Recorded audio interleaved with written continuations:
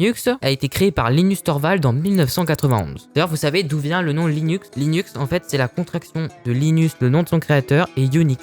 Ça fait Linux. Voilà, petite anecdote. Et donc dans son cas, c'est assez particulier puisque Linus Torvalds n'a développé que le noyau, donc c'est le cœur même du système d'exploitation, et il nécessite d'être accompagné d'autres logiciels pour former le système d'exploitation complet. Dans ce cas, on va le coupler à GNU, un système d'exploitation créé par Richard Stallman conçu pour fonctionner sur le noyau Linux. Petite anecdote, GNU c'est pour G is not Unix. Je sais pas qu'est-ce qu'ils ont contre Unix, mais Et donc ensuite, quand une entreprise ou une fondation, comme on le dit plus souvent dans le domaine, redistribue Linux et GNU accompagnés de quelques logiciels, et auxquels on peut aussi rajouter un environnement bureau, par exemple GNOME, on appelle cela une distribution Linux. On distribue Linux et tout ce qui va avec.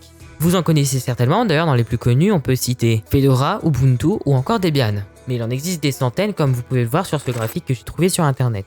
Après, nous avons Android, développé à partir de 2008 par Google et qui se base lui aussi sur le noyau Linux. Depuis 2012, c'est le système d'exploitation le plus utilisé au monde, devant iOS. Au moment où j'enregistre, il est à environ 36%, il est même devant Windows. Il équipe smartphone, tablette tactile, mais également les objets connectés, les Chromebooks avec Chrome OS, les voitures avec Android Auto et les montres avec Wear OS.